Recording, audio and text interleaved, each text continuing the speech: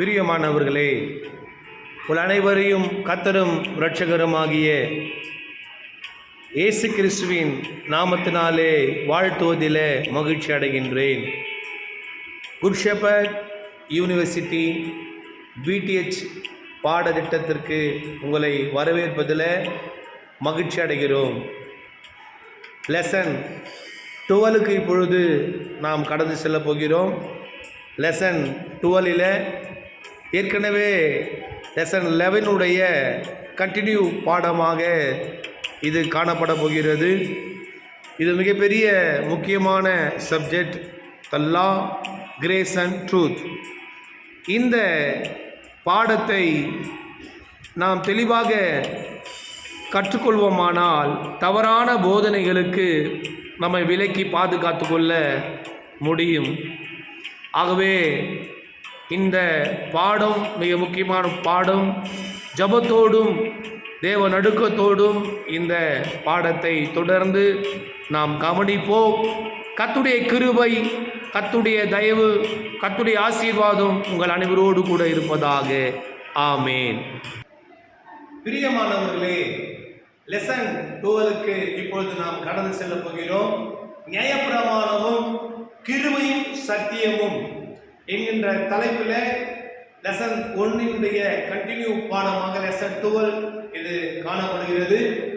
ஆகவே நியாயப்பிரமாணம் இஸ்ரவேல் மக்களுக்கு தான் மோசேயின் மூலமாய் ஆண்டவர் கொடுத்தார் என்பதை ஏற்கனவே லெசன் 11 நாம் பார்த்தோம். இப்போது லெசன் 12 இதில் மெய்யாக இஸ்ரவேல் மக்களுக்கு மட்டும் நியாயப்பிரமாணம் ஆண்டவர் கொடுத்தாரா, புறஜாதி மக்களுக்கு ஆண்டவர் தரவில்லையா என்பதை வசனத்தின் அடிப்படையிலே ஆதாரத்தோடு நாம் இதை பார்த்து தெரிந்து கொள்ள போகிறோம். இப்பொழுது ஒரு கையில் இருக்கிறதான வேதாகமத்தை ரோமன்ஸ் சாப்டர் 9 நேராக திருப்பிக் கொள்ளும்படியாக அன்போடு நான் உங்களை கேட்டுக்கொள்கிறேன். ரோமர் 9ஆம் அதிகாரம் வேர்ட் 4 4வது வசனத்தை நான் வாசிக்கின்றேன். அவர்கள் இஸ்ரவேலருக்கு ஆண்டவர் இதெல்லாம் கொடுத்தார் என்பதை பவுல் இங்கே பட்டியலிட்டு இங்கே அழகாக எழுதி வைத்திருக்கிறார். இதை நான் வாசிக்கிறேன். அவர்கள் இஸ்ரவேலரே, புத்திர சுவிகாரமும் மகிமையும் உடன்படிக்கைகளும் நியாயப்பிரமாணமும் தேவாராதனையும் வாக்குத்தத்தங்களும் அவர்களுடையவைகளே. இப்போ நியாயப்பிரமாணம் யாருக்கு சொந்தம்? இஸ்ரவேல் மக்களுக்கு மட்டுமே சொந்தம் என்பதை இந்த வசனத்தில் நாம் பார்க்கிறோம். ரோமன் சாப்டர் 9 வேர்ட் 4 இஸ்ரவேல் மக்கள் தான் இந்த நியாயப்பிரமாணத்துக்கு சொந்தக்காரர்கள்.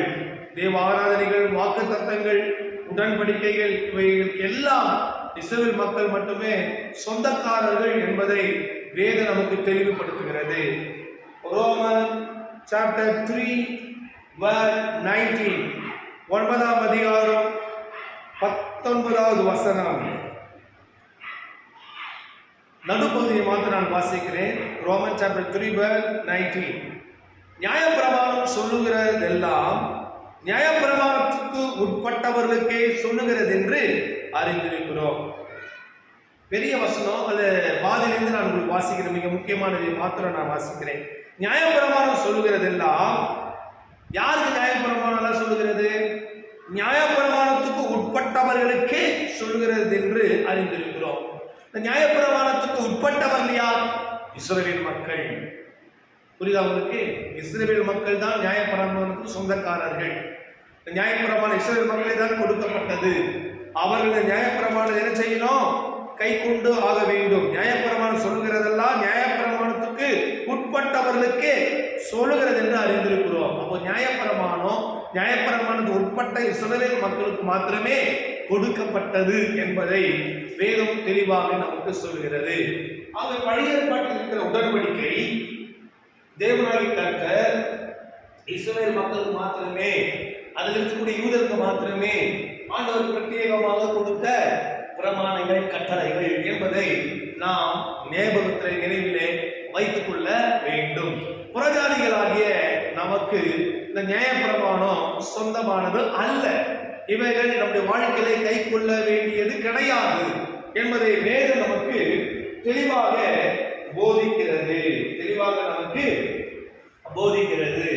ரோமர் சாப்டர் 2 verse 14, ரோமர் 2ஆம் அதிகாரம் 14வது வசனத்தை நாம் வாசிக்கலாம். Roman chapter 2 verse 14, 2:14. அன்றியும் நியாயப்பிரமாணம் இல்லாத புறஜாதிகள், நம்மெல்லாம் புறஜாதிகள், இஸ்ரவேல் தேசத்துக்கு வெளியே இருக்கிற அத்தனை நபர்கள், அமெரிக்காவை சேர்ந்தவர்களா இருந்தாலும் சரி, உலகத்தில் இருக்கக்கூடிய எந்த தேசத்தை, இங்கிலாந்து அல்லது உலகத்தில் எந்த தேசத்தை சேர்ந்த மக்களாக இருந்தாலும் அனைவரும் புறஜாதி மக்கள் தான்.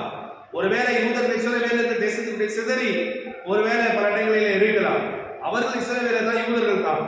ஆனால் புறஜாதிகள், இஸ்ரவேலர்கள் அல்லாதவர்கள் அத்தனை நபர்களும் புறஜாதிகள் தான். அந்த வகையிலே கவனிங்கள், அன்றியும் நியாயப்பிரமாணம் இல்லாத புறஜாதிகள் சுபாவமாய் நியாயப்பிரமாணத்தின்படி சொல்லுகிற போது நியாயப்பிரமாணம் இல்லாத அவர்கள் தங்களுக்கு தாங்களே நியாயப்பிரமாணமாய் இருக்கிறார்கள். நியாயப்பிரமாணம் இல்லாத அவர்கள் என்ற வார்த்தை இங்கே நாம் பார்க்கிறோம். நியாயப்பிரமாணம் இல்லாத அவர்கள். அப்படியானால் நியாயப்பிரமாணத்துக்கு நாம் சொந்தக்காரர்கள் அல்ல. இதற்கு சொந்தக்காரர்கள் இஸ்ரவேல் மக்கள் மாத்திரமே. அவர்கள் தான் உரிமை கொண்டாட முடியும். நாங்கள் நியாயப்பிரமாணத்துக்கு சொந்தக்காரர்கள் என்று சொல்லி, ஆகவே நியாயப்பிரமாணம் அல்லாத புறஜாதிகள் நாம். அப்போ நியாயப்பிரமாணம் நமக்கு கொடுக்கப்பட்டது கிடையாது. அந்த வகையில நாம் யார், புறஜாதி மக்களாகிய நாம் யார் என்பதை முதலாவது நாம் அறிய வேண்டும். நாம் உடன்படிக்கைகளுக்கு அந்நியர் என்று வேதம் நம்மை குறித்து சொல்லுகிறது. எபேசியர் 2ஆம் அதிகாரம் 12வது வசனம். எபேசியர் 2ஆம் அதிகாரம் 12வது வசனம். Ephesian chapter 2 verse 12. அக்காலத்திலே கிறிஸ்துவை சேராதவர்களும் இஸ்ரவேலுடைய காணியாட்சிக்கு புறம்பானவர்களும் வாக்கு தத்தத்தின் உடன்படிக்கைகளுக்கு அந்நியரும் நம்பிக்கை இல்லாதவர்களும் இவ்வுலகத்தில் தேவனற்றவர்களுமாய் இருந்தேன் என்று நினைத்துக் கொள்ளுங்கள். அப்போ புறஜாதி மக்களாக நாம் யார் என்பதை வேதம் நமக்கு பட்டியலிடுகிறது. நாம் இஸ்ரவேல் மக்களாலே இஸ்ரவேல் அல்லாதவர் என்று காணப்பட்டவர்கள், அப்படி அழைக்கப்பட்டவர்கள், காணியாட்சிக்கு புறமே நாம் இருந்தவர்கள், உடன்படிக்கைகளுக்கு அந்நியர்கள், தேவனற்றவர்கள், தேவனை சேராதவர்கள், சத்துருக்களாக இருந்தவர் என்று வேதம் நமக்கு சொல்கிற சத்துரு. அப்போ பிசாசு தான் சத்துரு என்று சொல்லுவோம். தேவனுடைய பாதையில் புறஜாதிகளாக நாம் அப்படிப்பட்ட சத்துருக்களாக இருந்தோம் என்று வேதம் சொல்லுகிறது. அது மாத்திரமல்ல பிரியமானவர்களே, விருத்த சேதனம் உள்ள யூதர்களாலே விருத்த சேதனம் அல்லாதவர் என்று நாம் கருதப்பட்டவர்கள். முத்துக்களை பன்றைகளுக்கு போடக்கூடாது என்ற வசனத்தை அவர்கள் சொல்லுவார்கள். முத்துக்கள் என்பது நியாயப்பிரமாணத்தினுடைய சட்டதிட்டங்கள், பன்றிகள் என்பது புறஜாதி மக்கள். அவை யூதருடைய பழமொழியாக இவைகள் காணப்படுகிறது. அது மாத்திரமல்ல, பிள்ளையின் அப்பத்தை நாய்களுக்கு போடக்கூடாது என்பது யூதருடைய பழமொழி. ஆகவே இவைகளை யூதர்கள் அடிக்கடியாக சொல்வார்கள். புறஜாதிகளுக்கு நியாயப்பிரமாணத்தை போதிக்கக்கூடாது. இவைகளுக்கு சொந்தக்காரர்கள் தேவனுடைய பிள்ளைகளாகிய நாம் மாத்திரமே, ஆபிரகாமுடைய பிள்ளைகளாகிய நாம் மாத்திரமே இவைகளுக்கு சொந்தக்காரர்கள் என்ற ஒரு மேன்மை அவர்களுக்குள்ளே இருந்தது. அன்பானவர்களே, அந்த வகையிலே பிள்ளையின் அப்பமாக நியாயப்பிரமாணத்துக்கு நாம் சொந்தக்காரர்கள் அல்ல. இஸ்ரவேலர்களுக்கு மாத்திரமே இந்த நியாயப்பிரமாணம் சொந்தமானதாக இருந்தது. இந்த நியாயப்பிரமாணம் அன்பானவர்களே இஸ்ரவேல் மக்களுக்காக ஆண்டவர் கொடுத்தார். மோசையின் மூலமாய் கொடுத்தார். அவர்கள் நீதிமான்களாக மாறுவதற்காக கொடுத்தார். ஏற்கனவே எசேக்கியேல் 18:9 அதை குறித்து நாம் பார்த்திருக்கிறோம். மேலும் வேதத்தில் ரோமர் 2 verse 13, ரோமர் 2ஆம் அதிகாரம் 13வது வசனத்துல நாம் பார்க்கிற வேளையில அங்கேயும் வேதம் என்ன சொல்கிறது பாருங்கள்.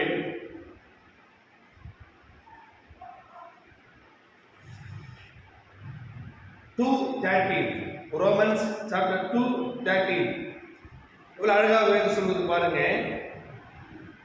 நியாய பிரமாணத்தை கேட்கிறவர்கள் தேவனுக்கு முன்பாக நீதிமான்கள் அல்ல, நியாய பிரமாணத்தின்படி செய்கிறவர்களே நீதிமான்களாக்கப்படுவார்கள். இப்ப நியாய பிரமாணத்தின்படி செய்கிறவர் தான் என்ன செய்ய முடியுமா? நீதிமான்களாக ஆக்கப்பட முடியும் என்று வேதம் தெளிவாக நமக்கு போதிக்கிறது. எசேக்கியேல் 18:9 ஏற்கனவே பார்த்த வசனத்தை தான் பவுல் இங்கே விளக்கமாக சொல்லுகிறார்.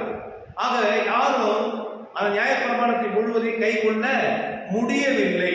அது நிமித்தமாக அனைவரும் குற்றவாளிகளாகவே தேவனுக்கு முன்பாக காணப்படுகிறார்கள். ஆகவே இப்பொழுது ஆண்டவர் என்ன செய்கிறார்? இந்த நியாயப்பிரமாணத்துக்கு ஒரு முடிவு கட்ட விரும்புகிறார்.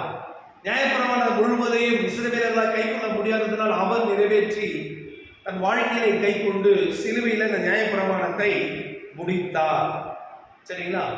அப்போ என்னாகவும் 1:51 நீங்க வாசிக்கிற வேளையில என்னாகும் நம்பர்ஸ் சாப்டர் 1:51 அதில் நாம் பார்க்கிற வேளையில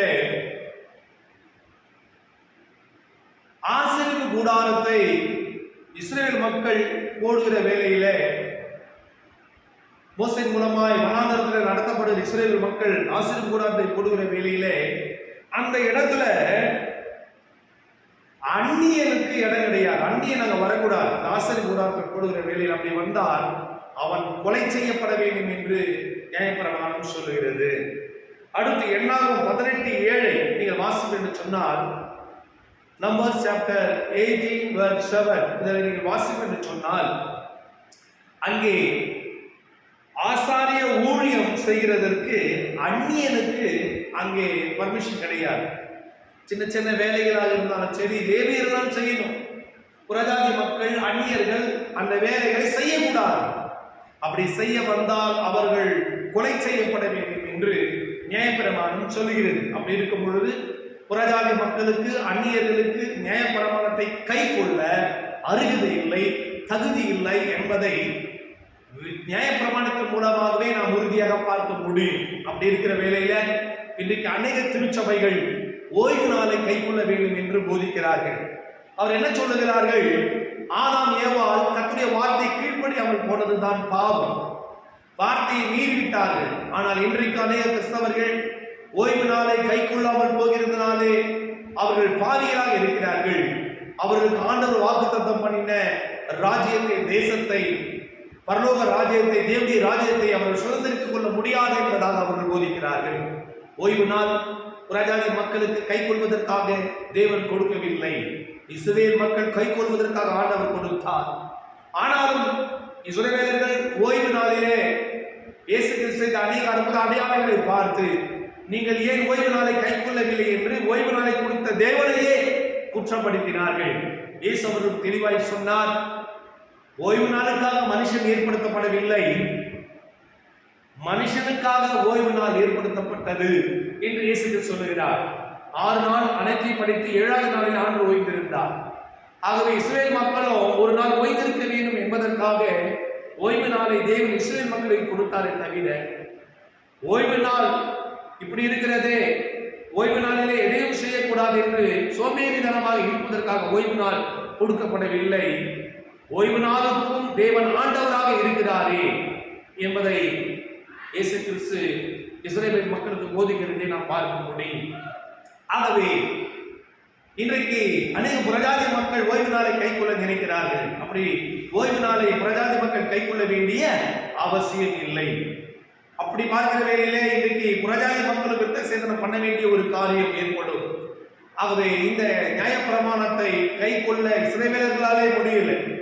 இது மிகப்பெரிய ஒரு நுகம், ஒரு மாட்டுக்கு மேலே கழுத்தில் இருக்கிறதான நுகத்தடியை போன்றது நியாயப்பிரமாணம். இப்படிப்பட்ட பாரத்தை புறஜாதி மக்கள் மேல் சுமத்தக்கூடாது என்று அன்றைக்கு பிரியமானவர்களே முதலாவது ஆலோசனை சங்கத்திலே, எருசலே ஏற்பட்ட முதலாவது ஆலோசனை சங்கத்திலே தீர்ப்பு கொடுக்கப்பட்டது. வாசித்து பாருங்க, அப்போஸ்தலர் நடபடிகள் 15ஆம் அதிகாரம் 10வது வசனம். Acts chapter 15:10. 15:10 அப்போஸ்தலர் 15ஆம் அதிகாரம் 10வது வசனம்.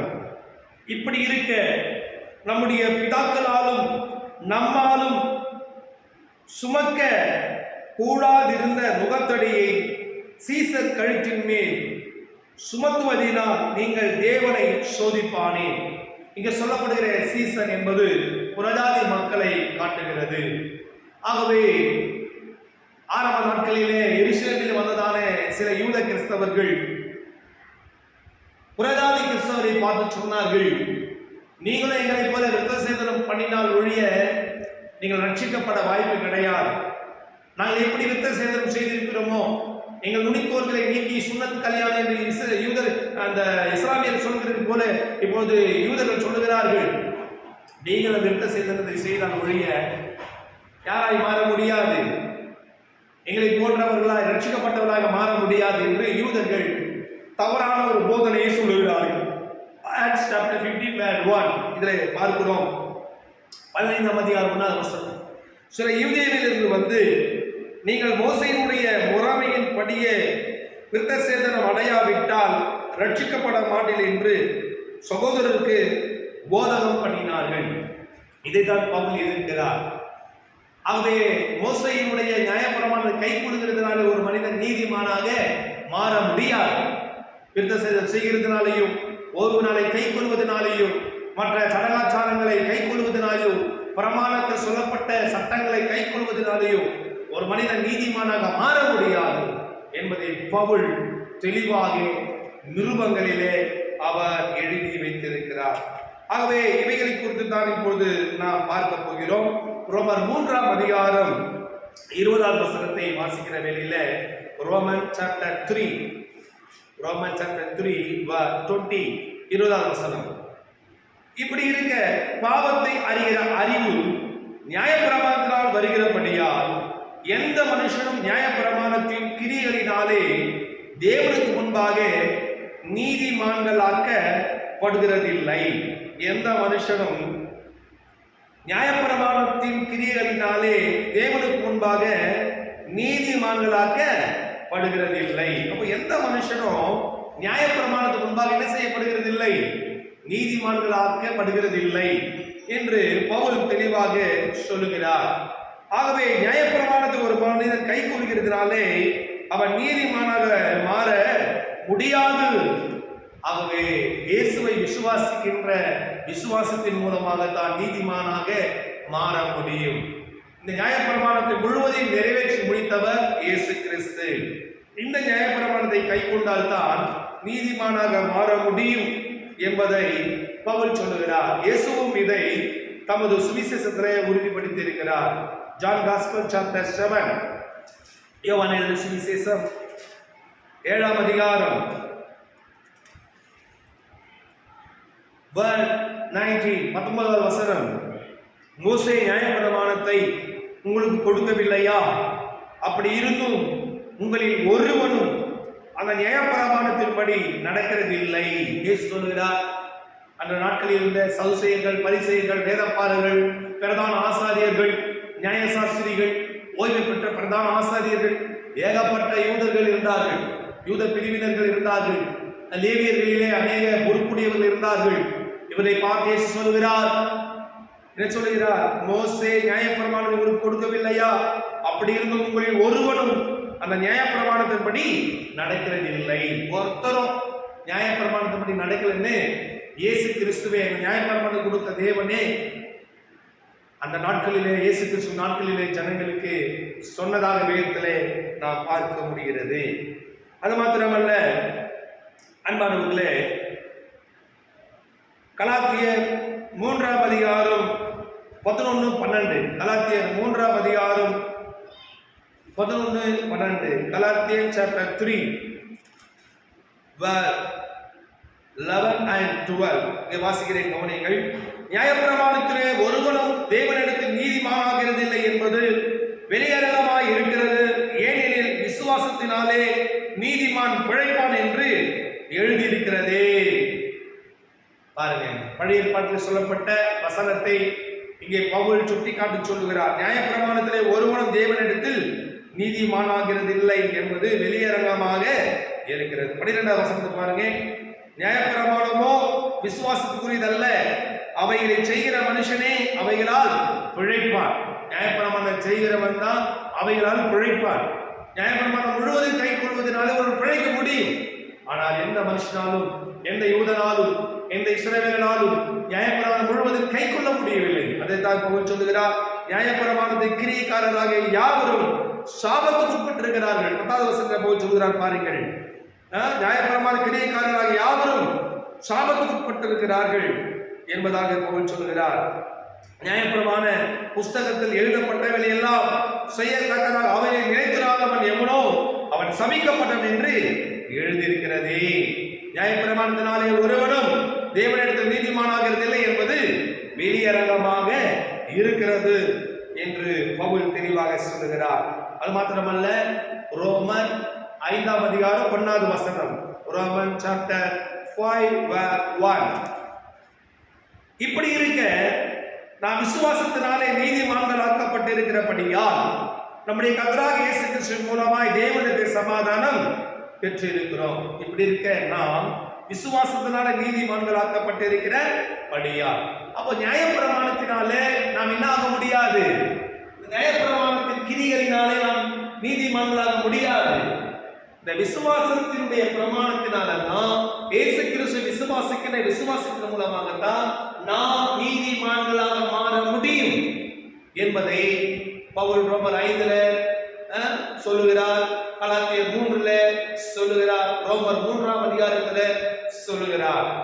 இப்ப புரியுதா உங்களுக்கு? அதை குறித்த வசனத்தை தான் நாம் வாசித்தோம். தொடர்ந்து ரோமன் சாப்டர் 3:24 அங்க பவுல் என்ன சொல்றார் பாருங்க. இலவசமாய் அவருடைய கிருபையினாலே இயேசு கிறிஸ்துவின் மீட்பை கொண்டு நீதிமான்களாக்கப்படுகிறார்கள்.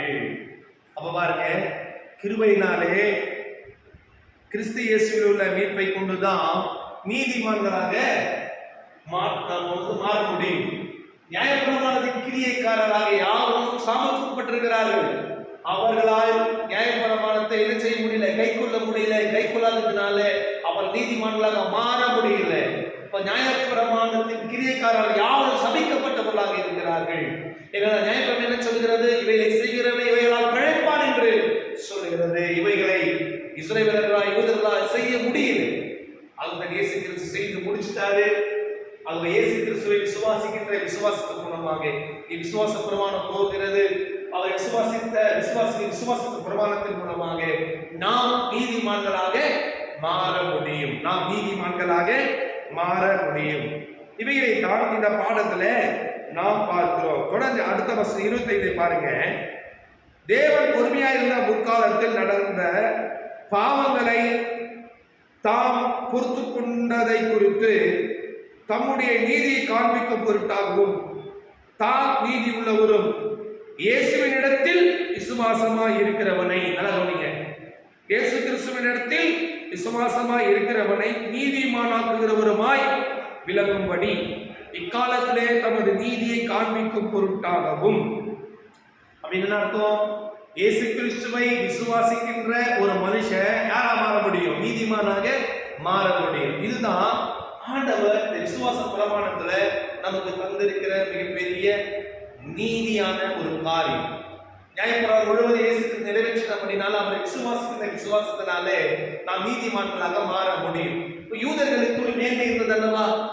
நாங்கள் நியாயப்பிரமாணத்தை மோசே மூலமாய் பெற்றவர் என்று இஸ்ரவேலர்களுக்கு மேன்மை இருந்தது அல்லவா? இப்போது மேன்மையெல்லாம் ஆண்டவர் எடுத்துக் கொடுத்தார். நாங்கள் ஆபிரகாமின் பிள்ளைகள் என்று சொன்னார்கள் அல்லவா? நாங்கள் ஆபிரகாமின் பிள்ளைகள், ஈசாக்கின் பிள்ளைகள், யாக்கோபின் பிள்ளைகள். நாங்கள் எங்களுடைய பிதாக்கள் 3 பேர் பிதாக்கள், ஆபிரகாம், ஈசாக், யாக்கோபு. இப்ப இந்த மேன்மைகளில் இருந்து கர்த்தர் இவர்களை எடுத்துக் கொடுக்கிறார். இவைகளை ரோமர் 3:27 நாம் பார்க்க முடியும். Roman chapter 3:27. இப்படி இருக்க மேன்மை பாராட்டல் எங்கே? அது நீக்கப்பட்டதே. எந்த பிரமாணத்தினாலே? கிரியா பிரமாணத்தினாலேயா? அல்ல, விசுவாச பிரமாணத்தினாலேயே. இப்ப பாத்தீங்களா விசுவாச பிரமாணம் ரோமன் சாப்டர் 3:17 விசுவாச பிரமாணம் பற்றிய ஒரு வசன வார்த்தை இருக்கிறது, விசுவாச பிரமாணம். ஆகவே நியாய பிரமாணம் ஒரு முடிவுக்கு வருகிறது. விசுவாச பிரமாணம் ஃபெய்த் லா இங்கே துவங்குகிறது. மோசஸுடைய லா இங்கே முடிவு பெற்று ஃபெய்த் லா இங்கே துவங்குகிறது. ஆக மேன்மை பாராட்டல் இங்கே அது நீக்கப்பட்டதே என்று பவுல் சொல்கிறார். ஆபிரகாமின் பிள்ளைகள் என்ற மேன்மை நீக்கப்பட்டது. இப்ப யாரெல்லாம் இயேசு கிறிஸ்துவை விசுவாசிக்கிறார்களோ அந்த விசுவாசம் உள்ள மார்க்கம் தான் ஆபிரகாமுடைய பிள்ளைகள். அவர்கள் தான் யார்? ஆபிரகாமுடைய பிள்ளைகள் என்று பவுல் சொல்லுகிறார். இதை கலாத்தியர் 3:7 கலாத்தியர் சாப்டர் 3:7 நாம் பார்க்கிறோம். விசுவாசமாக தான் இவர்களோ அவர்களே தேவனுடைய புத்திரராய் தேவனுடைய பிள்ளைகளாக இருக்கிறார்கள் என்பதை பவுல் சொல்லுகிறார். வாசித்து பாருங்க, கலாத்தியர் சாப்டர் 2 சாப்டர் 3 கலாத்தியர் சாப்டர் 3:7 7வது வசனம். ஆகையால் விசுவாச மார்க்கத்தார்கள் எவர்களோ அவர்களே ஆபிரகாமின் பிள்ளைகள் என்று அறிவீர்களாக. புரியுதா? இப்ப நம்மையும் ஆண்டவர் ஆபிரகாமுடைய பிள்ளைகளாக மாற்றிட்டார். அன்னைக்கு யூதர்கள் இஸ்ரவேலர்கள் நாங்கள் ஆபிரகாமின் பிள்ளைகள் என்று சொன்னார்கள். ஆகவே ஆபிரகாமுடைய சந்ததியிலே, இஸ்ரவேலுடைய கோத்திரத்திலே, யூதாவினுடைய சந்ததியிலே இயேசு கிறிஸ்து பிறந்து யாரெல்லாம் அவரை விசுவாசிக்கிறார்களோ அவர்கள் இஸ்ரவேலர்களாக இருந்தாலும் பிரஜாதி மக்களாக இருந்தாலும் அவர்களை தேவன் நீதிமான்களாக மாற்றி அவர்களை ஆபிரகாமுடைய பிள்ளைகளாய் தேவன் அங்கீகரிப்பதாக வேதம் நமக்கு தெளிவுபடுத்துகிறது. வேதம் நமக்கு தெளிவுபடுத்துகிறது. இதே அதிகாரத்துல ரோமன் சாப்டர் 3 பாருங்க, 29 வேதம் சொல்றது பாருங்க,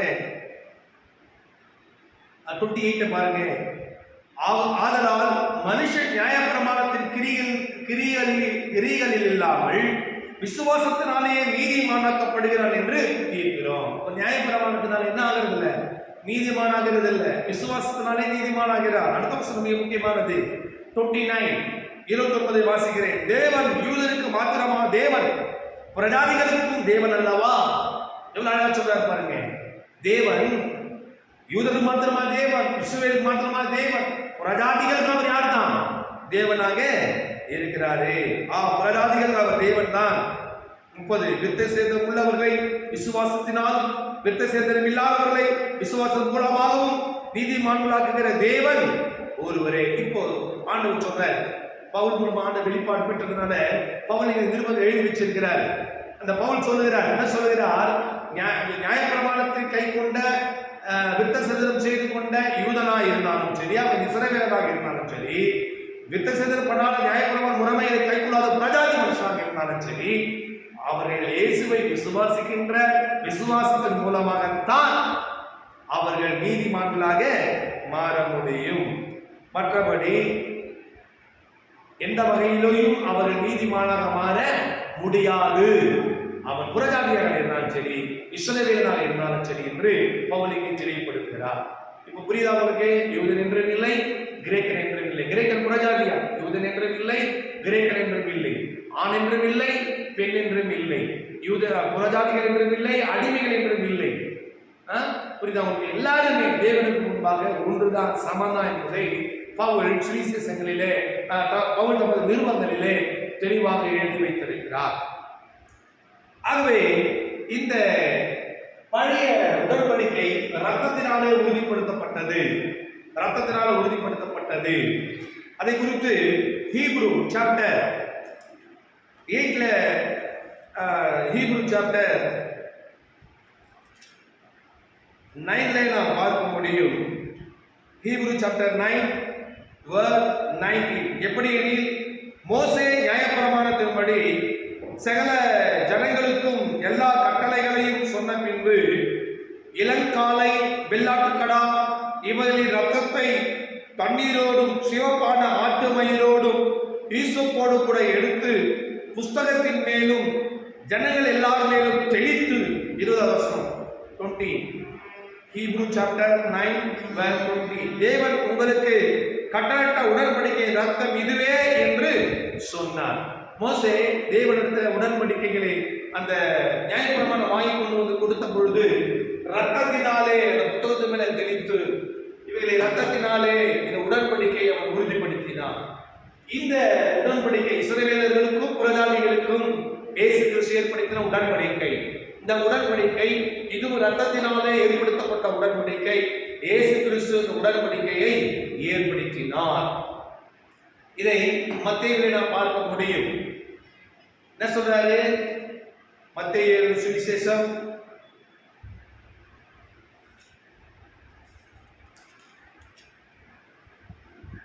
26ஆம் அதிகாரம் மேத்யூ சாப்டர் 26, 27, 28 ரெண்டு வசனத்தை நான் வாசிக்கின்றேன்.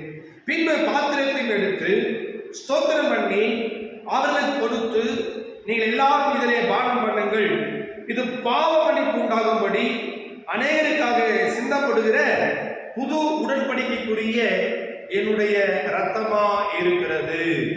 பார்த்தீங்களா எப்படி மோசஸ் உடன்படிக்கையை ரத்தத்தினால் உறுதிப்படுத்தினாரோ, ஜீசஸும் உடன்படிக்கை, புதிய உடன்படிக்கை ரத்தத்தினால் என்ன செய்தாரு? அந்த உடன்படிக்கையை ஏற்படுத்துகிறார்.